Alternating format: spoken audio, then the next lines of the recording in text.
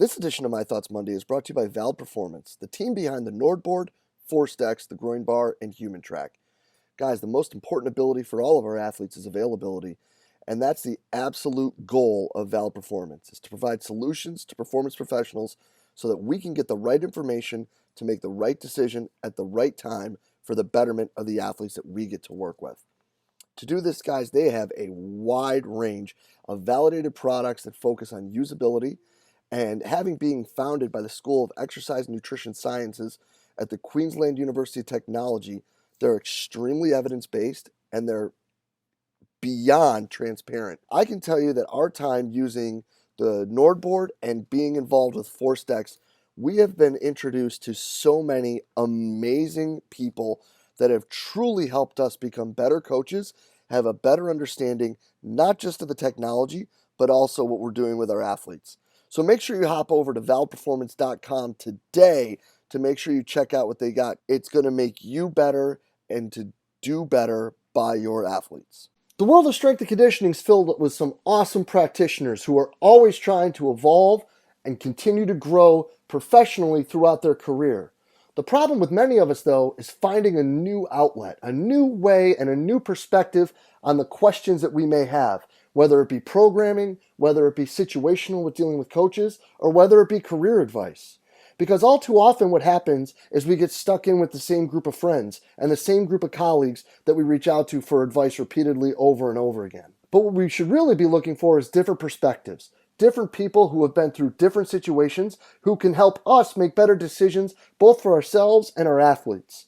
And one awesome place to start with that is the forums in the Strength Coach Network. In the forums in the Strength Coach Network, you'll be able to reach out and get feedback, input, and advice from coaches from all over the world, from everything from career advice to training modalities to programming. There's people there just for the same reason as you are, to try to get better, to learn, to share information, and to grow the field of strength and conditioning.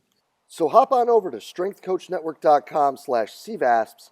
That's strengthcoachnetwork.com/CVASPS to dive into all that great content today and get your 48-hour trial for only $1. I look forward to seeing you in the Strength Coach Network. Hey, what's happening, everybody? Jay DeMeo coming at you with this week's edition of My Thoughts Monday. And today, I would like to start to kind of review some of these presentations that we had at FREE-VASPS. But before I get too far into that, first of all, thanks to everybody who logged in and joined us. I really thought that these 12 people put together absolutely magnificent presentations, and it was really cool to see how much engagement there was with everyone. There were some great questions that really led to some great conversations, and there was a lot that we took from it, me and some of my staff members, that have really helped with the direction and the progress that we're hoping to make over these next few weeks as we start to hopefully bring people on campus and to start to kind of get back to what we love to do, and that's preparing athletes for competition. But the first conversation or the first presentation I'd like to touch upon was, Mike Curtis's. And I mean, obviously there's no secrets, right? I'm a huge fan of what Mike does. I think that he is an absolute gem in the field, a completely underutilized resource by so many people, who has done so much to help so many high-level practitioners continue to grow and move forward. And his presentation was sensational. But I think that what his presentation did for me was make me take a step back and kind of look at some things. Mike really dove into the who's, what's, whys, and hows of their preparation program that they're implementing right now. And he did this because he's got a gut feeling, really, that we may not be able to go through these off-season programs like we have in the past. Whether or not we're able to bring kids back in the summer, how much we're able to do, all of those things obviously are going to have a huge impact on this. So, he really broke down some things and made me ask this question, okay? How are we using what we know and what we see from our daily basis of performance coaches? You know, like there's a lot of coaches out there who have some really sensational metrics that look at every last part of what the training program is, and what their preparation in practice is, right? You've got people with great heart rate data, people with great catapult or GPS or IMA data, whatever they may be using, and even people who are using great work when it comes to RPE. We have someone that works at the institution that I'm currently employed in that does a sensational job just with RPE and understanding, you know, how the individuals he gets to work with on a daily basis are being quote unquote loaded through their practices. So when we take a step back, right, and we look at that, it makes us ask a few questions when it comes to how we are going to prepare them for when they come back. And the first is, you know, what do they do? You know, I think that's an important question. We have to understand that. What do they do at practice? You know, we like to talk about, oh, we develop the biomotor abilities of the sport and this, that, and the third, and that's cool because that sounds sexy, right? That's a big, neat term that we like to talk about. But can you just sit there and simply break it down, right? If we're preparing a men's basketball or a women's basketball team for individual instruction, what do they do in individuals? What are they going to do when they come back? Do you know? Because that's important, right? Like whether or not you even have this specific data, right? Whether it be heart rate or RPE or GPS or IMA or any of these things that are really cool, do you even know what they're doing?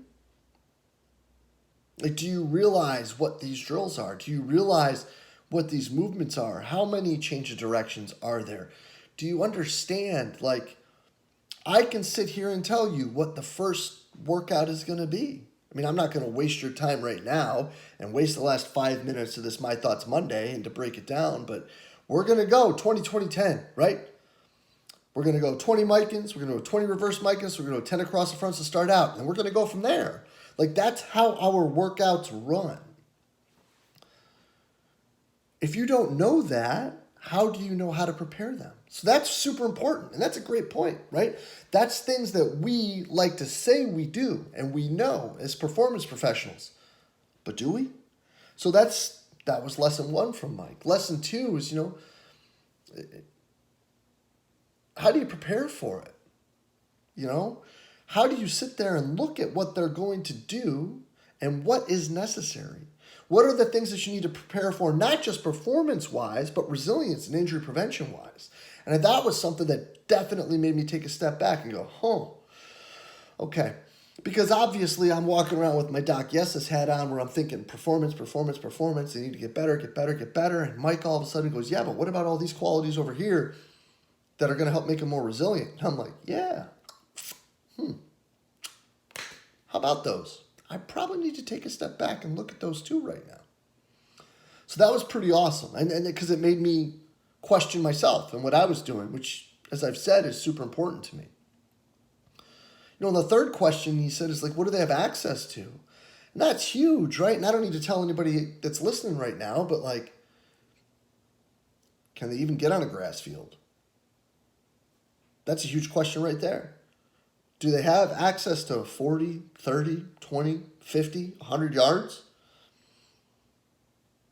I mean, like, we're just talking about, like, room to move, not even equipment, right? Like, what can they actually get their hands on and where can they actually go to be able to do this?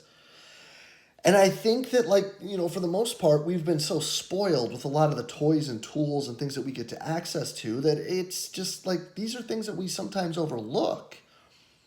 You know, I know that there have been some coaches who have been lucky to be able to send a lot of great equipment back to, you know, these student athletes they get to work with. Some of us haven't. So what do they actually have access to? What can they do, right? And how can they use whatever they have or don't have And does that even matter, right?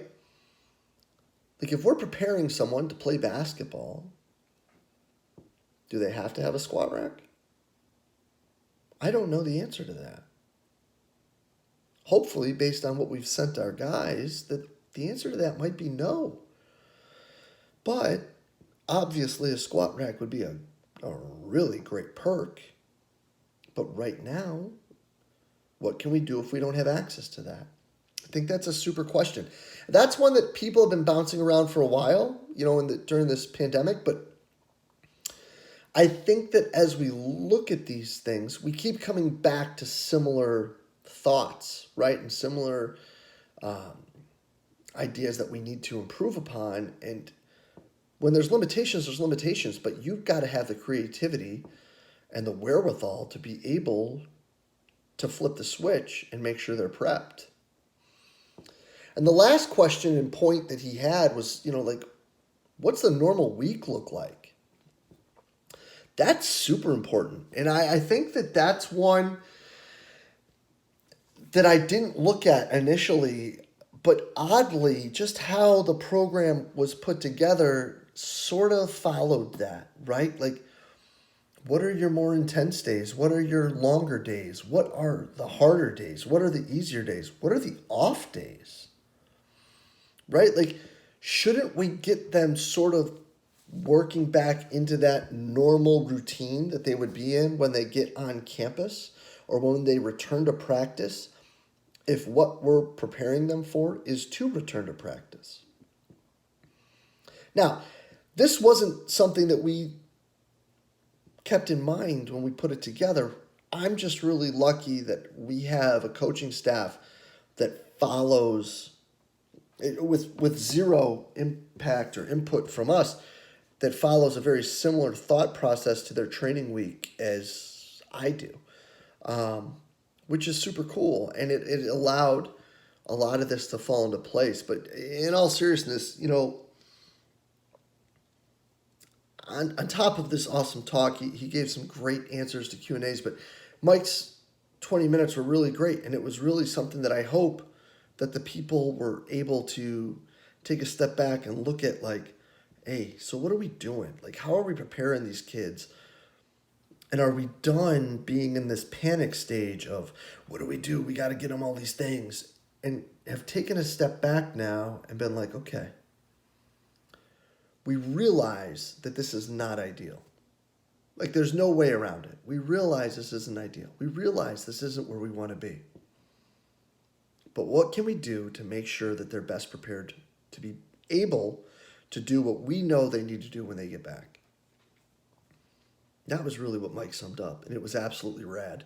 And I can't thank him enough, and it really made me go back and kind of reevaluate what we sent to the guys, and if I'm being honest, make a few changes, because there was a lot of key points in there that were super important. So would love to hear, from those of you that were there, how that impacted your programming, and how, if you weren't there, you're looking at what you're providing for the young people that you get to work with so that they're best prepped for when they come back on campus.